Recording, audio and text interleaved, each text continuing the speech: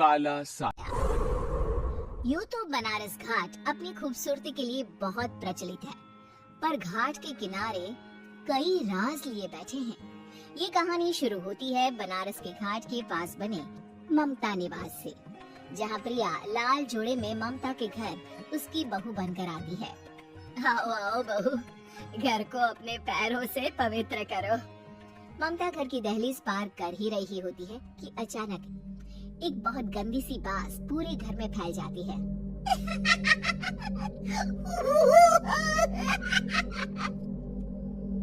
ये बदबू और ये आवाजें, ये कौन हंस रहा है माँ? ये पड़ोसी ना हमारे थोड़े अलग से है।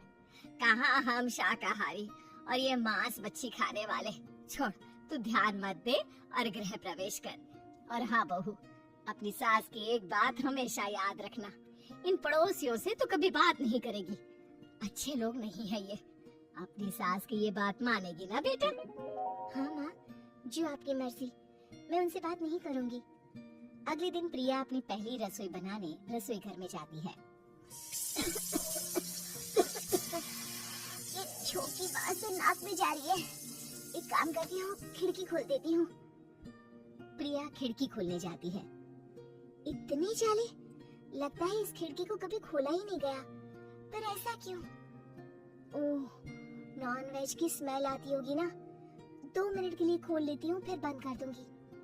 प्रिया खिड़की खोलती है। खिड़की खोलते ही उसकी नजर सामने वाले घर की खिड़की पर पड़ती है, जहाँ एक लड़की खड़ी होती है। हाथों में मेहंदी, लाल रंग की साड़ी, बिल्कुल सजी धजी, मानो प्रिया की तरह ही वो भी नई नवेली बहू हो। वो प्रिया को देखकर मुस्कुराती है। हे भगवान, माँ ने तो इनसे बात करने को मना किया था। प्रिया फौरन ही खिड़की बंद कर देती है और तवे पर चढ़े रोटी की ओर देखने लगती है, पर वहाँ रोटी न होकर मछली पड़ी होती है। ये क्या? पहली ही रसोई में इतनी बड़ी गलती! हे भगवान, अब मैं क्या करूँ? प्रिया बहुत डर जाती है और फौरन रसोई की सफाई करने और फिर सभी के लिए खाना बनाने लग जाती है। जब वो सबको खाना परोसती है, सब तो ठीक है, मैं बेकार में चिंता कर रही थी। हे भगवान, ऐसे ही बस अपनी कृपा बनाए रखना। रात के वक्त जब सब सो रहे होते हैं, तब प्रिया को पायल की आवाज सुनाई देती है, जिससे उसकी आंख खुल जाती है। ये पायल की आवाज कहाँ से आ रही है? प्रिया उठकर उस आवाज के पीछे छत की सीढ़ियों तक जाती है। तभी उसे बच्चे के रोने की आवाज आती है। प्रिया छत पर जाती है तो क्या देखती है? वही लाल साड़ी वाली लड़की अपनी गोद में एक नवजात बच्चे को घुमा घुमा कर सुला रही है। तभी प्रिया की नजर उसके पेट पर पड़ती है। ओह गॉड, ये तो प्रेग्नेंट भी है। सुनिए, बच्चा सो नहीं रहा है क्या? मैं कुछ मदद करूं? नहीं नहीं, आपके घर वालों को अच्छा नहीं लगेगा, मैं संभाल लूंगी। स्नेहा की गोद से बच्चा हाथ मारकर प्रिया की गोद में आने को छटपटाने लगता है। दोनों घर अगल बगल में बने होने के कारण प्रिया उस बच्चे को गोद में ले लेती है। प्रिया के पास आते ही वो सो जाता है। बच्चे का वो स्पर्श रात भर प्रिया भूल नहीं पाती और अगली सुबह वो छत पर कपड़े सुखा रही होती है। तभी उसे एक औरत इशारा करके बुलाती है। स्नेहा कह रही थी बाबू तुम्हारी गोद में आते ही सो गया। मैं गौरी, स्नेहा की माँ हूँ। बहू, घर आना, बाबू को खिला भी लेना।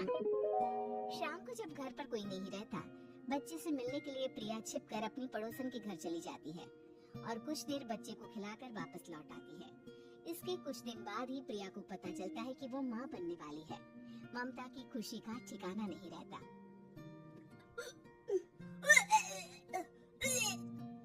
माँ जी, पता नहीं क्यों उल्टी आ रही है। प्रिया भागती हुई वॉशरूम में जाती है तो हरे और लाल रंग की उल्टी करती है। उस उल्टी में से कीड़े निकलते हैं। ये क्या? खून और ये कीड़े! माँ! माँ! प्रिया की आवाज सुनकर ममता दौड़ कर आती है, पर बेसिन में कुछ नहीं होता। प्रिया हक्की बक्की रह जाती है। ये सब क्या हो रहा है? प्रिया घबरा जाती है और अपने कमरे में जाकर सो जाती है। डर के कारण वो इतनी थक जाती है कि उसकी आंख लग जाती है। तब उसे ऐसा लगता है उसके पेट पर मानो कोई बैठा हुआ हो। कौन हो? प्रिया के पेट पर एक 5 महीने की बच्ची बैठी हुई थी, जो बुरी तरह जली हुई थी। माँ, तुम ही मुझे लाई ना अपने पेट में। मैं तुम्हारी माँ नहीं हूँ। कौन हो तुम? माँ, देखो मैं चल गई बुरी तरह से। 6 महीने पेट में रहने को भी मुझे नहीं मिला। सिला दो ना माँ। बचाओ, बचाओ, माँ। ममता दौड़कर कमरे में आती है। प्रिया की बातें सुनकर वो सब समझ जाती है। तू कहीं बगल वाले घर में तो नहीं जाकर आई ना बहू? मुझे माफ कर दो, मैं गई थी माँ। उस घर में सब मरे हुए हैं बहू। कई साल पहले स्नेहा उस घर में बहू बनकर आई थी। कुछ ही दिन में वो एक बच्चे को जन्म देने वाली थी। पूरा घर बच्चे के आने की खुशी में खोया था कि एक दिन अचानक उस घर में आग लग गई। सब बुरी तरह जलकर मर गए। गौरी आज भी दादी बनने का इंतजार कर रही है और इसीलिए स्नेहा ने अपना अजन्मा बच्चा तुम्हारी कोख में डाल दिया। ममता ये कह रही होती है कि पीछे से उसके पैरों को एक बच्चा पकड़ लेता है। दादी, दादी। माँ, स्नेहा की गोद में यही बच्चा था। ये बच्चा कौन है फिर? तेरी मौत है। तेरी भी दादी। जिस चीज का ममता को डर था वही हो गया। ममता निवास के ऊपर मौत ने चादर बिछा दी थी। प्रिया का पेट ऐसे बढ़ जाता है मानो 9 महीने का हो। 2 हाथ उसके पेट से बाहर निकलते हैं। बहू, संतोष को फोन कर, किसी पंडित जी को बुला बहू। प्रिया का पति भागता हुआ घर आता है। ये तो होना ही था माँ। तेरा पाप तेरे सामने आ गया तो तू सह नहीं पा रही है। स्नेहा घर में आग लगी नहीं थी, माँ ने लगाई थी प्रॉपर्टी की लालच में। और वो बच्चा मेरी पहली पत्नी का बच्चा है, मेरा बेटा, जो कि उस आग की चपेट का शिकार हो गया था। मैंने तुमसे ये सब माँ के कहने पर छुपाया था। मुझे माफ कर दो प्रिया। तुम अगर चाहो तो यहाँ से जा सकते हो।